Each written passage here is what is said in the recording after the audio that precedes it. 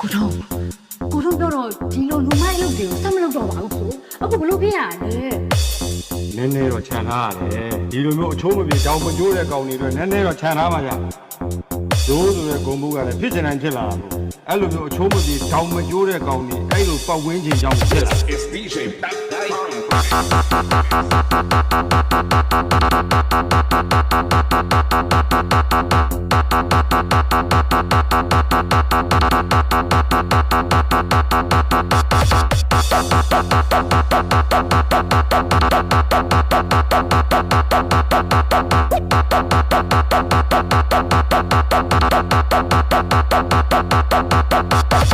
ဒိုးဆိုတဲ့ဂုံဘုကလည်းဖြစ်ချင်တိုင်းဖြစ်လာတာပေါ့အဲ့လိုမျိုးအချိုးမပြေတောင်မကျိုးတဲ့ကောင်တွေအဲ့လိုပတ်ဝန်းကျင်ကြောင့်ဖြစ်လာ This is DJ Back Time Remix Production.